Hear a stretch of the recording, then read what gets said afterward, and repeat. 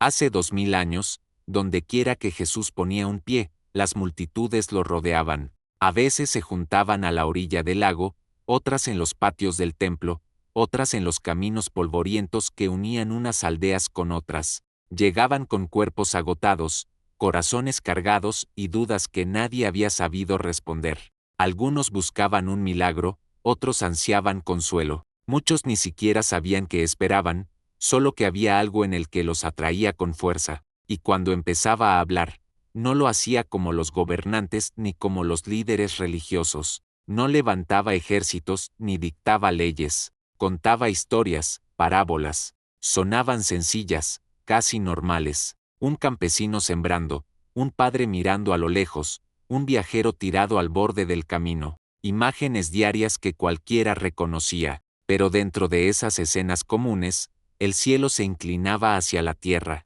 No eran cuentitos para dormir.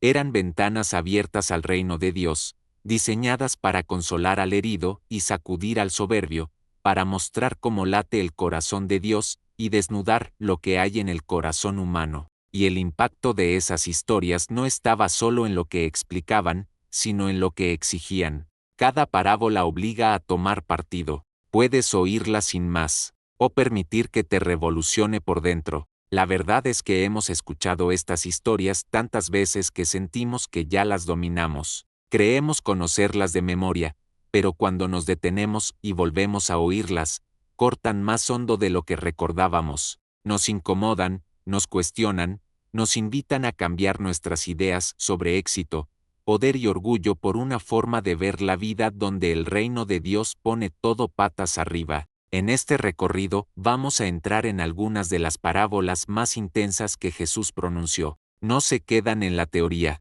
bajan a nuestras decisiones, a nuestros deseos y a la forma en que caminamos cada día. Unas van a confrontar nuestro orgullo, otras van a redefinir lo que entendemos por amor. Algunas van a dejar al descubierto nuestra indiferencia, y una nos recordará que aquello que parece insignificante, si Dios lo toma en sus manos, puede crecer hasta tocar la eternidad.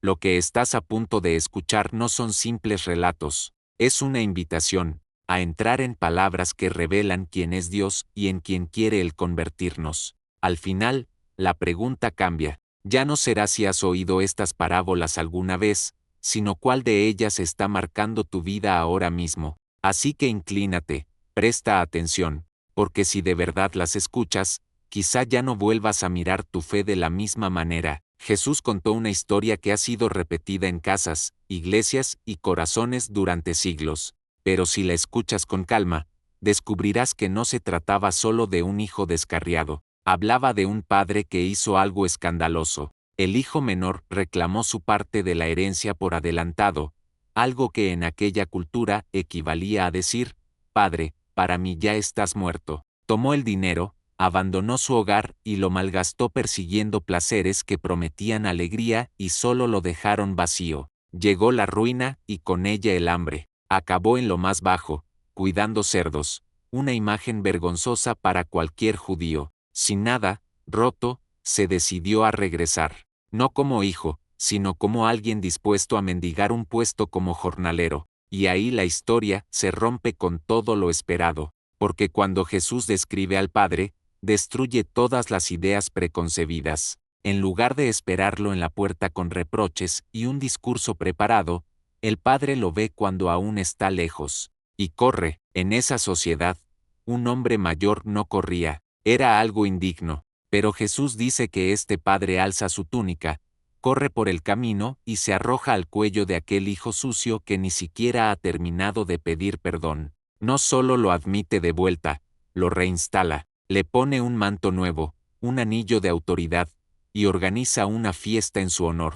Pero la narración no acaba ahí. El hermano mayor, el que nunca se fue, el que obedeció, el que se siente con todos los derechos, estalla en rabia. Para él, la gracia es una falta de respeto. La misericordia hacia el que falló le parece una traición a su sacrificio, y entonces Jesús desenmascara dos maneras de estar perdido, por rebeldía o por autosuficiencia. Uno se alejó con su pecado, el otro se perdió en su orgullo, y el amor del Padre sale al encuentro de ambos. Los que escuchaban se habrían quedado en silencio, esperaban castigo ejemplar para el menor y aplausos para el mayor. Pero el verdadero escándalo de esta parábola no es lo que hizo el Hijo, sino la compasión sin lógica del Padre. Jesús les estaba mostrando, y nos muestra hoy, cómo es realmente Dios. Tal vez tú has sido el hijo pequeño, huyendo, tropezando, avergonzado por donde te llevaron tus decisiones. O quizá has sido el hermano mayor, correcto por fuera, resentido por dentro, convencido de que tus méritos te dan derecho. En cualquier caso, el Padre es el mismo, lleno de ternura, deseoso de abrazar, llamando a los dos tipos de hijos de regreso al hogar. Por eso, esta historia sigue viva, porque nos recuerda que el reino de Dios no se compra, no se hereda por tradición, no se gana por récord. Se recibe, en los brazos de un Padre que corre hacia nosotros. Un experto en la ley se acercó un día a Jesús con una pregunta que sonaba espiritual, pero llevaba truco. Maestro, ¿qué debo hacer para heredar la vida eterna? Jesús contestó con otra pregunta, ¿qué está escrito en la ley? El hombre respondió bien, amar a Dios con todo el corazón, alma, fuerza y mente, y amar al prójimo como a uno mismo. Jesús aprobó su respuesta, pero entonces se lanzó otra cuestión, ¿y quién es mi prójimo? No buscaba aprender, buscaba poner límites al amor. En ese momento, Jesús contó una historia totalmente inesperada. Un hombre bajaba por el peligroso camino de Jerusalén a Jericó cuando fue asaltado, golpeado, robado y dejado casi muerto. Apareció un sacerdote, alguien admirado, figura de espiritualidad. Lo vio, y siguió de largo. Después pasó un levita, otro representante del culto, otro símbolo de devoción. También lo vio y también continuó su camino. La gente que escuchaba tal vez asentía, quizá pensaban que estaban demasiado ocupados, demasiado preocupados por su pureza ceremonial. Pero entonces Jesús da el giro, presenta a un samaritano. Para los judíos, los samaritanos eran enemigos de siempre, gente contaminada en doctrina y costumbres. Nadie los nombraría como ejemplo, pero Jesús hace de uno de ellos el héroe. Él sí se detiene, limpia las heridas, las venda, sube al hombre al animal, lo lleva a una posada, paga de su bolsillo y promete regresar para seguir cubriendo los gastos. Su compasión le cuesta tiempo, dinero y seguridad. Pero es él quien refleja el corazón de Dios. Al terminar, Jesús pregunta al intérprete de la ley, ¿quién de los tres fue el prójimo del que cayó en manos de los ladrones? La respuesta no admite discusión, el que mostró misericordia. Y Jesús concluye, ve y haz tú lo mismo. Esta parábola nos sigue desafiando porque amar en teoría es sencillo, es cómodo dentro de nuestro círculo, con los que piensan como nosotros o nos caen bien. Pero Jesús nos arrastra más allá de esa zona segura, más allá del prejuicio y de la excusa. El amor verdadero se demuestra en hechos, sobre todo con quien, a primera vista, no encaja en nuestra lista de gente fácil de querer. Piensa en tu vida, ¿quién está tirado en tu camino? No necesariamente en el suelo, pero sí en su situación, en su soledad, en su dolor. ¿A quién te ha resultado más sencillo esquivar que acercarte? La parábola nos recuerda que el amor a Dios se ve en cómo tratamos precisamente a esa persona que preferiríamos evitar. Y hay un matiz profundo, el buen samaritano es un espejo de Jesús. Él es el forastero que se acercó cuando la religión pasó de largo, el que nos levantó cuando estábamos destrozados, el que cargó con nuestro peso y pagó el costo de nuestra restauración. Por eso, este relato sigue siendo tan incómodo y tan hermoso, porque no deja que el amor se quede en discurso. Nos obliga a cruzar líneas, a extender gracia y a encarnar la compasión que primero recibimos. Otro día, Jesús se sentó a la orilla del mar de Galilea. La multitud fue creciendo tanto que tuvo que subir a una barca y enseñar desde allí. En ese escenario contó una de sus parábolas clave. Un sembrador salió a sembrar. Con esa imagen sencilla, habló de algo eterno. El sembrador esparció la semilla generosamente, y ésta cayó en distintos tipos de terreno. Una parte cayó junto al camino. Las aves bajaron de inmediato y se la comieron. Otra cayó sobre suelo pedregoso. Brotó rápido, pero el sol la quemó porque no tenía raíces profundas. Otra porción cayó entre espinos. Creció, pero las malas hierbas la ahogaron. Y otra cayó en buena tierra y produjo fruto abundante, mucho más de lo esperado. Más tarde, a solas, los discípulos pidieron explicación. La semilla, dijo Jesús, es la palabra de Dios. Los suelos son el corazón de quienes la oyen. La cosecha no falla porque la semilla sea débil. La palabra de Dios nunca pierde poder. Lo que marca la diferencia es la condición del corazón que la recibe. Esa verdad cruza los siglos. Algunos corazones están endurecidos. La palabra los roza, pero las distracciones, el orgullo o el enemigo la arrancan antes de que entre. Otros responden con emoción, pero sin profundidad, y la fe se seca cuando llegan las pruebas. Algunos están llenos de espinos, preocupaciones, afán por el dinero, deseos que compiten con Dios. La palabra queda ahogada, y otros corazones, enseñables y humildes, se vuelven tierra fértil donde la palabra echa raíces y transforma vidas. La cuestión nunca es si la palabra es lo suficientemente fuerte.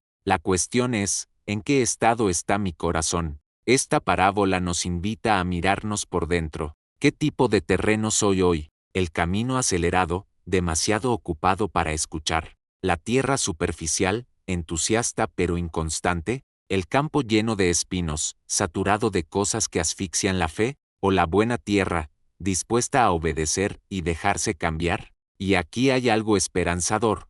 El suelo puede cambiar. La tierra endurecida puede romperse. Los espinos pueden ser arrancados. La superficialidad puede sustituirse por profundidad. El Espíritu de Dios sigue trabajando el terreno, pero nosotros tenemos que permitirlo. Así que pregúntate, ¿cuándo la palabra de Dios llega a ti, se desvanece como un eco o se queda, echa raíz y da fruto? Porque el fruto es la señal de un corazón que realmente escucha. La parábola del sembrador no habla solo de oír predicaciones o leer la Biblia. Habla de dejar que la palabra viva se plante en nuestra vida y la cambie desde adentro. La semilla lleva vida eterna dentro, y la cosecha de tu corazón mostrará si solo la oíste, o si la abrazaste de verdad. Jesús también usó imágenes del campo para hablar del reino. Un día contó otra parábola. El reino de los cielos es como un hombre que sembró buena semilla en su terreno, pero mientras todos dormían, llegó su enemigo, sembró cizaña entre el trigo y se marchó. Cuando el trigo estaba creciendo y formando espigas, apareció también la mala hierba. Los siervos, preocupados, preguntaron si debían arrancarla. El dueño les dijo que no, que esperaran hasta la cosecha, porque si intentaban separarla antes de tiempo, podrían arrancar también el trigo. Solo al final se vería bien la diferencia, el trigo se guardaría en los graneros, la cizaña sería quemada. Esta parábola nos incomoda porque toca una tensión real. ¿Por qué el mal crece junto al bien?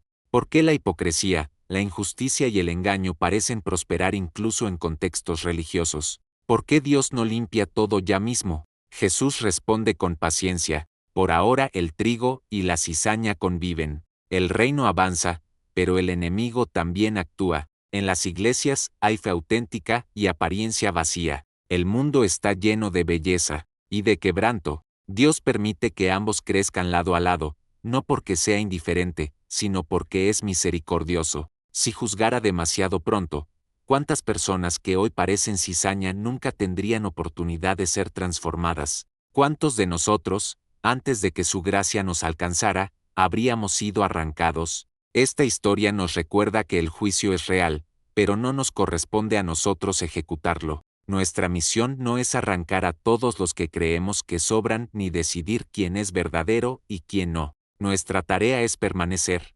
crecer y dar fruto donde Dios nos plantó, confiando en que el Señor de la cosecha hará la separación en el momento perfecto. La cizaña no cancela al trigo, el mal no frena el crecimiento del reino. Al final, la cosecha será abundante. ¿Qué implica esto para nosotros? Que no debemos entrar en pánico cuando vemos que lo malo prospera, que no tenemos que vivir obsesionados por desenmascarar a todos. Estamos llamados a perseverar, a confiar en que Dios ve lo que nosotros no vemos y que su justicia no llega tarde. La parábola del trigo y la cizaña es una llamada a la humildad y a la constancia. Nos recuerda que el tiempo de Dios es diferente y que su veredicto será perfecto. La cizaña no tendrá la última palabra, la tendrá la cosecha. Hasta entonces, seguimos creciendo, esperando y confiando. Jesús planteó otra escena con una pregunta directa. Si uno de ustedes tiene 100 ovejas y pierde una,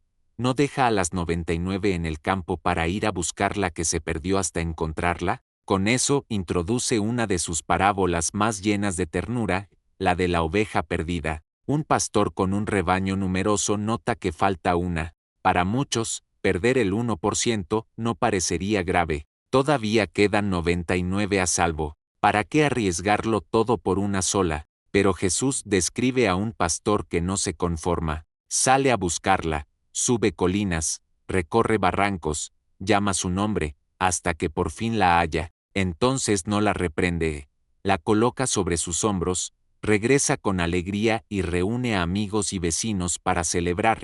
Alégrense conmigo, encontré la oveja que se me había perdido. Y ahí viene el centro del mensaje: habrá más alegría en el cielo por un solo pecador que se arrepiente que por 99 justos que no creen necesitar arrepentirse. Esta historia nos deja ver el pulso del corazón de Dios. Nosotros contamos multitudes. El cielo se moviliza por uno. El reino no gira alrededor de estadísticas, sino de rescate. Cada vida cuenta, cada perdido merece ser buscado. Para los que escuchaban, esto era escandaloso. Los fariseos criticaban que Jesús se sentara a la mesa con pecadores. Él responde precisamente con esta imagen. Dios no anda persiguiendo aplausos. Su prioridad está puesta en el que todavía está lejos. Las 99 están seguras. Su urgencia es el que falta. Esta parábola también nos habla a nosotros. Quizá tú hayas sido esa oveja que se alejó por decisión o por descuido y te preguntaste si alguien lo notaría. Jesús dice que el cielo se da cuenta y que hay fiesta cuando vuelves. Y también nos reta: ¿tenemos el corazón del pastor o nos basta con la comodidad de las 99? Seguir a Cristo significa cargar su preocupación por los perdidos, ver personas donde otros solo ven números. Y fíjate en el final, el pastor no vuelve enfadado, vuelve celebrando. La reacción del cielo ante el arrepentimiento no es sospecha, es gozo. La parábola de la oveja perdida nos enseña que el reino no se levanta sobre la exclusión, sino sobre la búsqueda. El amor de Dios siempre se mueve hacia afuera, busca, llama, carga, se alegra. Y si el cielo reacciona así, tal vez nosotros deberíamos aprender a hacer lo mismo. Jesús también narró la historia de un señor que se preparaba para ausentarse. Antes de viajar, confió su fortuna a 3 siervos. A uno le entregó 5 talentos, a otro, 2, al último, 1. Cada uno recibió según su capacidad. Luego él partió. Los 2 primeros se pusieron en marcha de inmediato. Negociaron con lo que tenían y, cuando el Señor volvió, habían duplicado la cantidad. Él los felicitó: bien, siervo bueno y fiel, has sido fiel en lo poco, te pondré sobre mucho, entra en el gozo de tu Señor. El tercero, al que solo le habían confiado un talento, decidió enterrarlo por miedo, no arriesgó nada. Cuando el amo regresó, solo le devolvió lo mismo que recibió, acompañado de excusas. El Señor lo llamó malo y perezoso, no porque tuviera poco, sino porque no hizo nada con lo que se le dio. Esta parábola pesa, porque nos habla directamente. Un talento era una suma enorme en aquel tiempo, pero la enseñanza va más allá del dinero. Representa todo lo que Dios pone en nuestras manos: oportunidades, dones, tiempo, recursos, influencia, relaciones. Todos hemos recibido algo. La cuestión no es cuánto tenemos, sino qué hacemos con ello. Observa que el Señor alaba igual al que produjo 5 que al que produjo 2. La recompensa no se basó en la cantidad obtenida,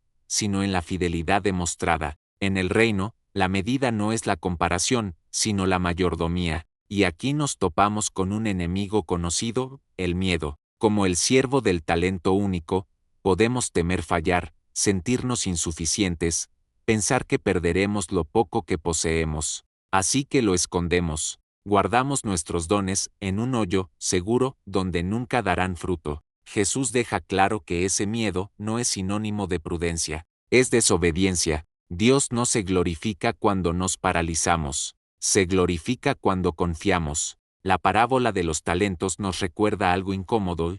No hacer nada con lo que Dios te dio no es neutral, es rechazar su propósito. El reino avanza cuando usamos lo que tenemos, cuando damos pasos arriesgados en fe, cuando ofrecemos nuestro poco a aquel que lo multiplicará, y también trae esperanza. El mismo Señor que reparte talentos es quien capacita a sus siervos. Lo que pongamos en sus manos se multiplica por su poder, no por nuestra fuerza. Así que pregúntate, ¿qué has enterrado? ¿Qué oportunidad?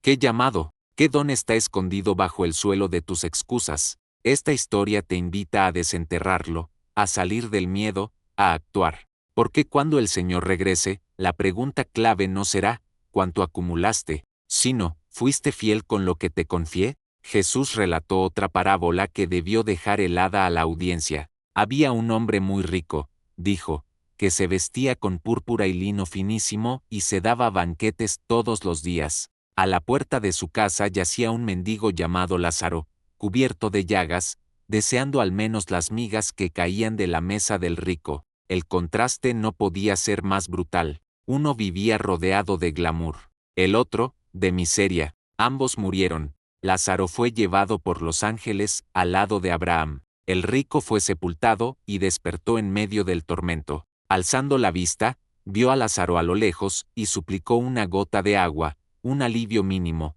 una advertencia para sus hermanos. Pero ya era tarde. Un abismo infranqueable separaba ambas realidades y el rol de cada uno había cambiado para siempre. Esta parábola es seria porque pone frente a nosotros una verdad incómoda. El estatus en esta vida no define el destino eterno. El que fue invisible en la tierra es honrado en la presencia de Dios, mientras el que parecía tenerlo todo termina pidiendo ayuda. Y fíjate bien, el problema del rico no fue simplemente tener.